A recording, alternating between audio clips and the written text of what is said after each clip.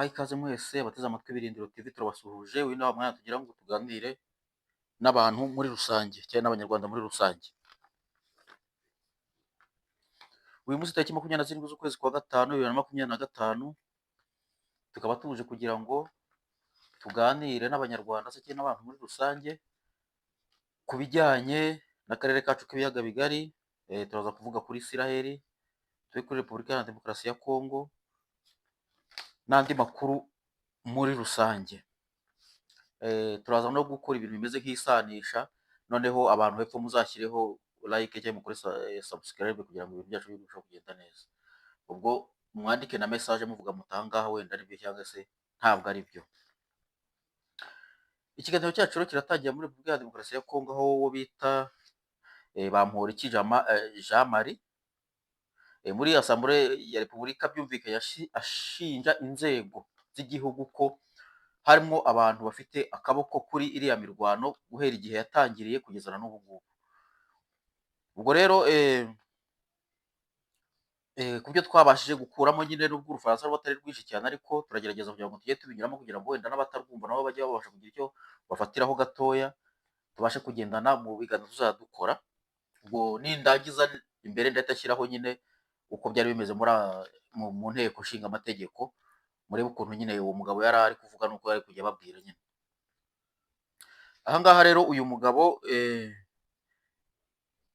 yatangiye abwira Premier Ministre ati twebwe watubwiye ko uzakura ziriya ngabo hariya zashyizwe hariya zatangiye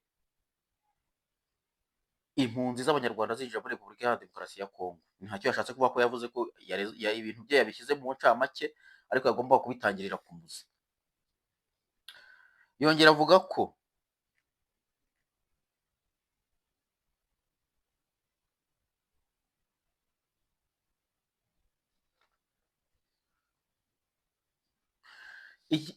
iki gisirikare kiri hariya cy'iterabwoba ngo cyatangiye ari ikireberi cy'icyo bita CNDP. Noneho avuga ko icyo gisirikare abaperezida bose bagiyeho bavuga ko bazagikuraho, cyangwa se ubutegetsi bwose bwagiye buvuga ko buzagikuraho, ariko n'ubwo bikaba ngo birimo binanirana. Yumvikana rero avuga ko iki gisirikare cyatangiriye mu majyaruguru ya Repubulika ya Demokarasi ya Kongo, mu burasirazuba nako muri aho bita nyine muri Est du Congo, aho bita za Rucuru barahafata. Ubwo ni muri iyi ntambara turimo ubu ngubu. Baza aho bita Gicanga barahafata, baraza nyine aho bita Goma barahafata, baraza Bukavu barayifata, mu gihe inzego z'umutekano ngo zihari zireba zibona ibintu byose. Akavuga ati ni gute buri muyobozi cyangwa se buri muntu yagiye avuga atubwira ko icyo gisirikare azagikora, icyo gisirikare azagikuraho. Akaba ariho yahereye avuga ati cyaje cyitwa CNDP, kiraza cyitwa CRDC, kiraza cyitwa ngo kizanwa na Zarias Ruberwa, none ubu ngubu ngo yabaye icyo bita ngo ni M23. Ati banyakubahwa, yumvikana avuga ati communauté nationale y'igihugu, ashyizemo ngo na Premier Ministre na Ministre wa Defense, aravuga ati twebwe nk'abaturage bo muri Est du Congo turananiwe cyane, mwadusezeranije ko muzaduporoteja mukaturinda, mutubwira ko muzakuraho kino gisirikare cyashyizweho, na n'ubwo mwanga kubikuraho.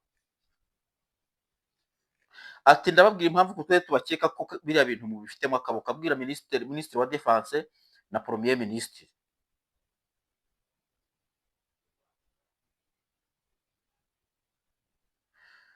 Mwebwe mufite akaboko mwakiriya gisirikare kubera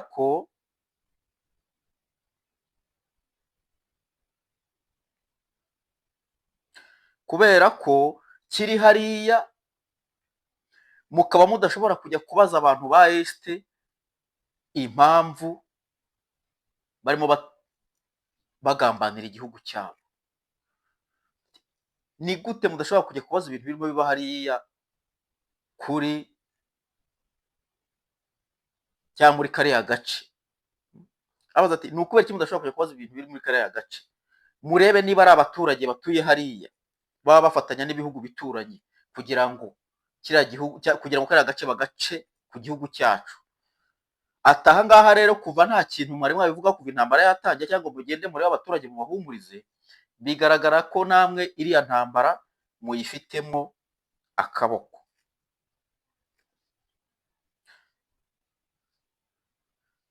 Aravuga ati ni ukubera iki hano dufite igisirikare kimwe, hakaboneka ikindi gisirikare cyishyira iruhande rumwe kikarwanira inyungu z'uruhande rumwe. Ati nyakubahwa murareba mukabona mudashaka kubaka igisirikare cy'ubwoko bumwe, mu gihe twebwe muri Repubulika ya Demokarasi ya Kongo dufite igisirikare kimwe kitagira ubwoko. Kubera iki mwebwe nk'abaminisitiri cyangwa nk'abadepite cyangwa nk'abakuru mutatubwira bene kiriya gisirikare kimaze imyaka hariya amadeseni, imyaka 30 cyangwa 27 hariya? Icyo yashatse kubabwira. Arongera arababwira ati niba leta idashobora kutubwira cyangwa se ngo irangize kiriya kibazo,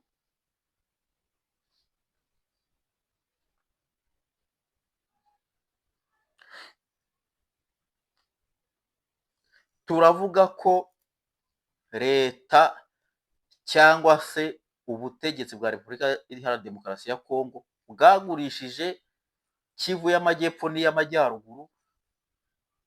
Noneho nyuma y'ibi ngibi ndi gusaba mutubwire twebwe dufunga umunwa niba ari uko ibyo bintu mwabigenjeje. Nuko yumvikanye avuga ati mutubwire niba Kivu y'Amajyaruguru n'Amajyepfo mwarabigurishije, tuye duheruka kwirirwa dusakuza, noneho twicare duceceke. Nuko yabwiye Assemblée nationale mu gihe bari mu biganiro hagati yabo nk'abakongomani. Ubwo iyi video niyo ngiye gushyiraho abantu bazi Urufaransa, aho nabyishe murajya munkoreja, ariko ngiyo video. Lusenge Bonane et l'honorable Bamporiki Jean-Marie se prépare si le groupe est encore dans le délai.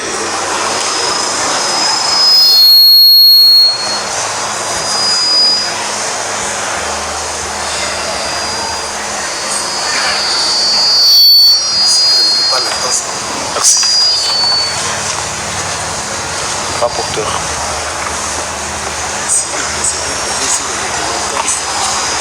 Oui, ça on verra. Honorable Président, je sais qu'il y a un problème de temps. Je préfère résumer le document que j'ai préparé pour l'Assemblée. Le texte, vous le trouverez dans la presse, je l'ai mis là-bas. En résumé, je voulais parler de la question de la sécurité. Le Premier ministre, quand il a été désigné, il a promis de résoudre les problèmes de sécurité à l'Est. Notamment, nous attendons le retrait de l'armée monoéthnique qui règne en maître depuis plusieurs décennies à l'Est. Nous voulons rappeler que cette armée qui sème la terreur est installée depuis la création de la rébellion RCD. Sous le R+4, la même armée est maintenue. Moutobuchi vient de Bukavu, il s'installe à Kichanga, au Nord Kivu, plus rien ne bouge. La même armée devient CNDP, la même armée devient Disco Baganda, et ce sont les choses qui se font et se refont. Je voudrais en appeler à la communauté nationale ici représentée pour dire que la population en a assez avec les politiciens de l'Est du pays. Il faut que les gens le savent. Les députés du Nord Kivu se sont réunis la dernière fois. Ont déposé un mémorandum qui siège chez le président ici. Ils disent que les traits d'officiels sont bel et bien ici à Kinshasa. Pourquoi, monsieur le Premier ministre, vous ne voulez pas qu'on le pointe du doigt? Que protégez-vous, monsieur le Premier ministre? S'il y a insécurité, puisque les gens de l'Est qui ont commandant suprême de l'armée, ils ont eu ministre de la Défense que voici, ils ont eu tout, conférence de Goma, toujours Bango, conférence de c'est toujours eux. Pourquoi ils ne veulent pas parler de qu'est-ce qui ne va pas chez eux pour qu'on demande maintenant à l'Ouest d'intervenir? Comment l'Ouest va intervenir sur des questions qu'ils veulent cacher? Disons ce que vous ne savez pas. Premier ministre, ouvrez la boîte, qu'on vous dise que tel est dans cette affaire. Qu'on vous dise cette armée mono-ethnique, nous ne voulons pas de tribalisme militaire. Monsieur le Premier ministre, vous entretenez l'armée ethnique sur place pour quel intérêt? Alors, si vous ne voulez pas, dites que c'est votre affaire, vous êtes prêt à vendre le pays. Si c'est ça votre affaire, n'oubliez pas la nation, et dites-le nous clairement.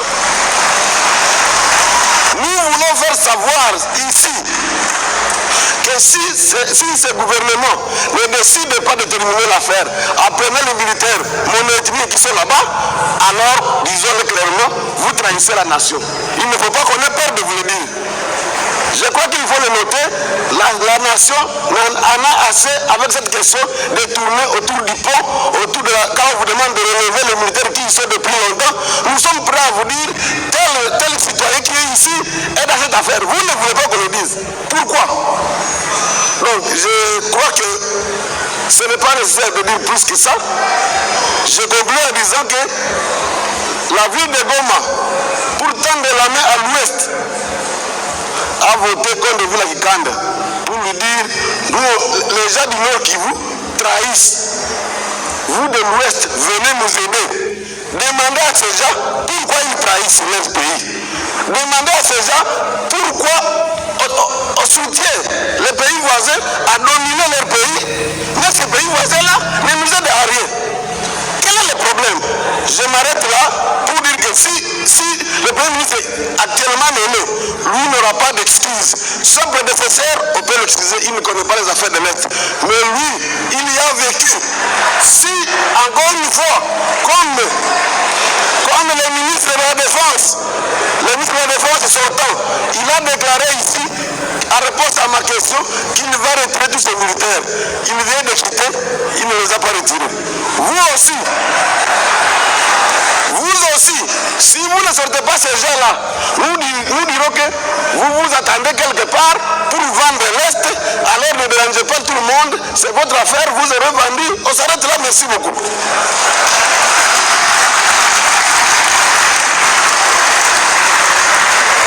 Merci.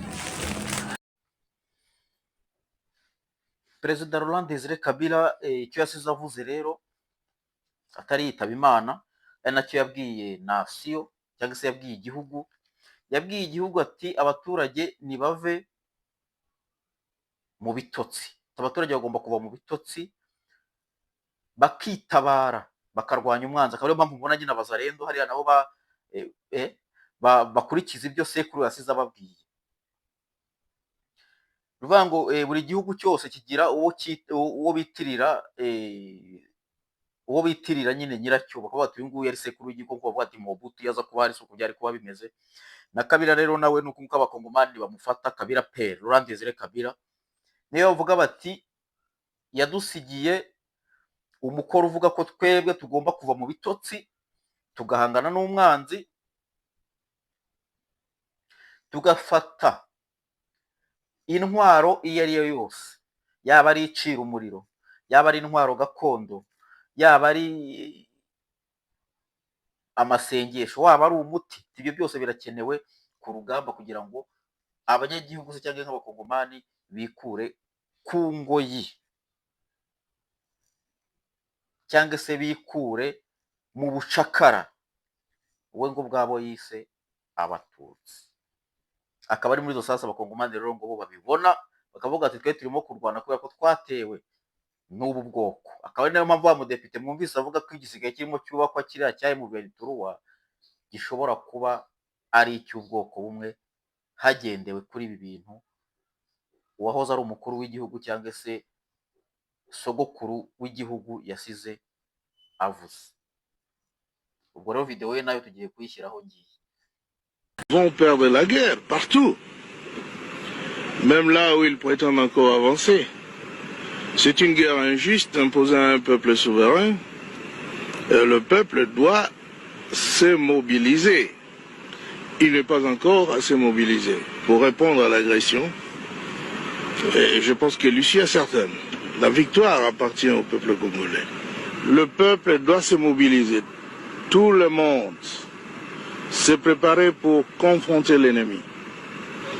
Dans chaque village, les gens doivent prendre les armes, même les armes traditionnelles, les flèches, les lances et autres choses. L'essentiel est d'écraser l'ennemi, parce que sinon on va devenir l'esclave de ce petit messier de Hutu, de Tutsi plutôt. C'est donc clair qu'on doit se défendre et qu'on est obligé de se battre sur son propre territoire d'abord, pour éjecter dehors les adversaires. Ahangaha rero turajya kuri Isiraheli. Isiraheli nayo mbere y'igihumbi kimwe magana inani mirongo cyenda na karindwi ngo yitwaga Arest Israel, ngo bwari ubwami bw'abayahudi, ngo cyari icyicaro cy'abayahudi. Ubwo mu gihe bari bavuye mu buhungiro nyine, mu gihe bari bahawe ubutaka bwo muri Palestina ngo babe bahicaye, ubwo icyo kintu bakoze cyiswe Arest Israel, ngo nicyo bari bahuriyemo, kiri mu bwami bwabo, aricyo cyicaro cyabo, ariho urumva niho ibintu byose byakorerwaga. Ariko igihumbi kimwe magana inani mirongo cyenda na karindwi haza icyo bise Declaration ya Balfour. Iki kintu rero bitiriye Balfour ni ikintu cyakozwe gihurijwemwo ibihugu cyangwa se gihurijwemo uduce bo bashakaga, aricyo bise ko cyategekwaga n'icyo bise ubwami bwa Britannique bw'Abapalestina. Ahangaha rero hari imbere y'intambara ya mbere y'isi. Ibintu rero icyo kintu ngo cyari gishinzwe ibintu bijyanye n'itegura miyoborere, tuvuge administration, itegura miyoborere.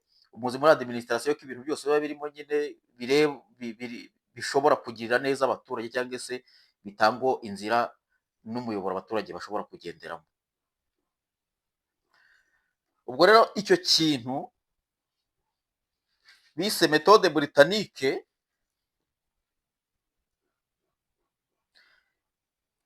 cyaragiye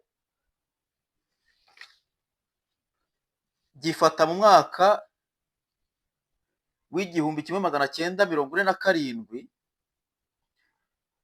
tariki 12 niho cyarangiye, ngo haza icyo bita Nations Unies, imiryango y'abibumbye. Ubwo urumva bategetse wa muryango wategekwaga n'Ababritannique, wari washyizeho ya administration mvuze hariya,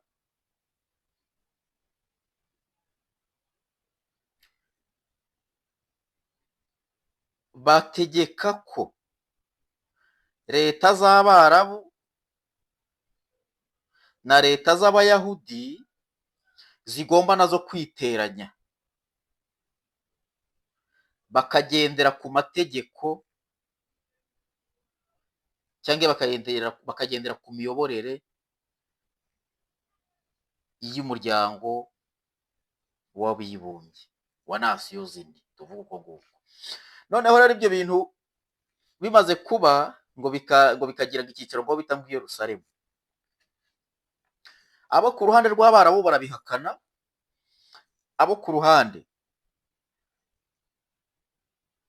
rw'Abisiraheli barabyemera. Kubera ko iki kintu cya nasiyo zini ni ikintu cyari kizanywe n'icyo twita Amerika ubu ngubu, uko ngiye mbibona. Aha rero nkaba ngira ngo tuze kuhatinda mu nyumve kabisa, tuganire neza, tusanishe ibiri kubera mu karere k'ibiyaga bigari n'ibi bintu byabaye kera muri iyo myaka za 1947 na hari inyuma hose naturutse maze kuvuga. Hepfo muzashyiraho comment, mushyiraho like kugira ngo ibintu tujye turushaho kugenda tubigira neza. Ubwo rero mu 1948 ngo niho intambara yabaye muri uyo mwaka umwe, kubera ko icyo kintu ngo bari bashatse kugiteranya ngo bakigire ikintu kimwe abantu bamwe baranga. Iyo ntambara iba muri 47 kugeza muri 48. Ubwo abagiye ku ruhande rw'Abarabu bajyayo, abagiye ku ruhande rw'iki kintu nyine cy'Abayahudi nabo bajyaho. Akaba ariyo mpamvu Abisiraheli umuntu ashobora kubita Abayahudi. Ngiye nuko mbibona. Uti kubera iki?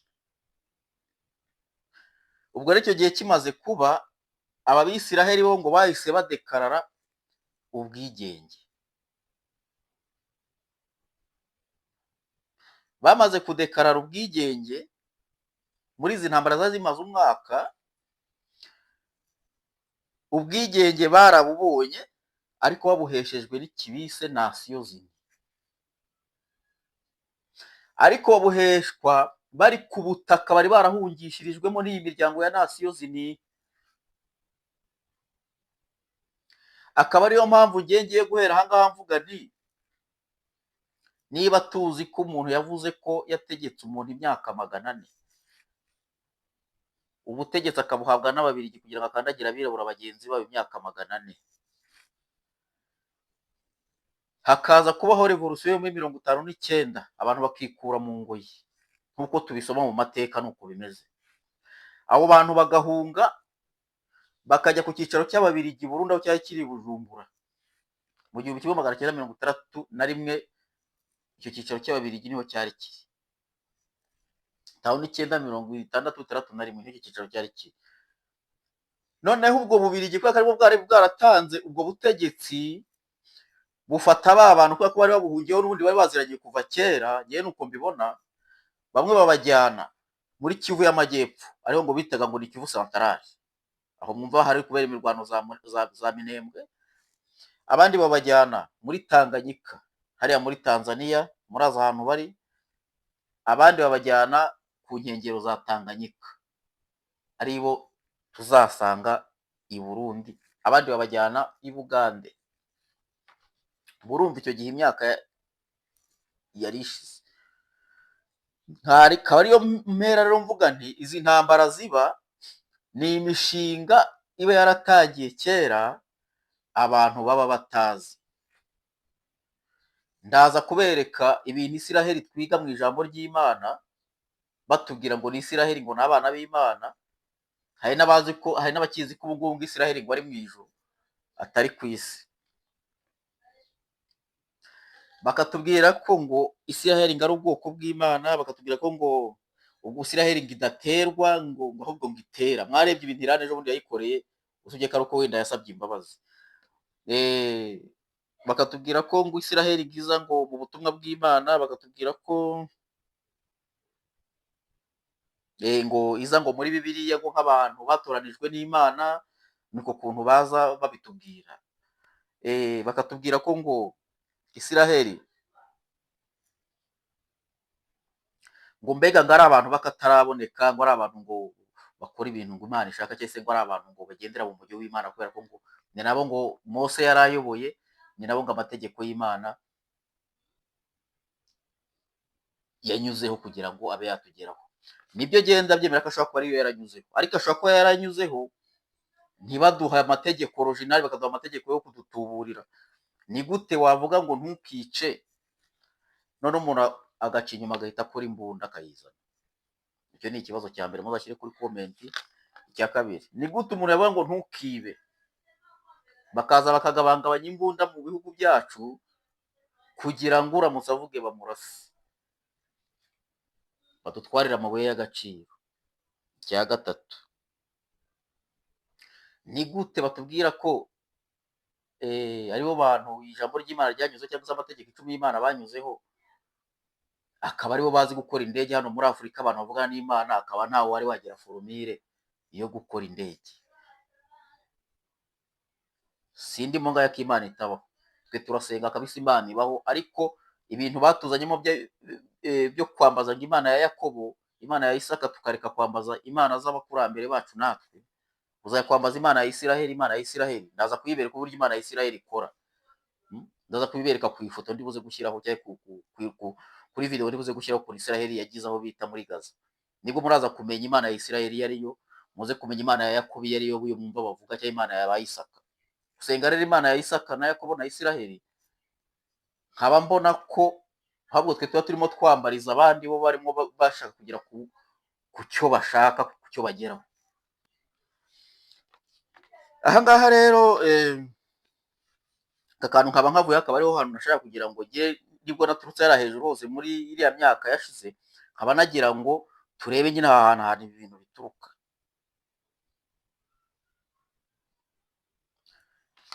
Aha ngaha rero nkaba ngira ngo twongere tuganire kuri aka kantu. Iyo tubona mu karere k'ibiyaga bigari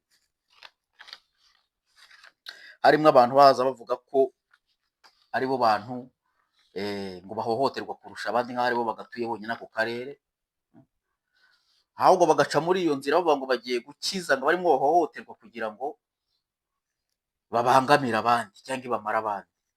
Sibyo by'ibingi bimaze kuvuga hano haruguru ko hari abantu bafashwa na leta cyangwa n'abagashaka buhake, babinyujije muri Bibiliya batwandikiye cyangwa bakabinyuza muri iri jambo ry'Imana batwandikiye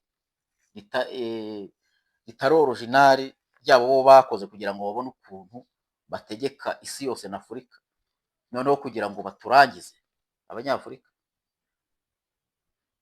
Ikiganiro cyanjye rero kikaba cyari iki ngiki, nkaba ngiye gushyira iyo video nayo mukayireba.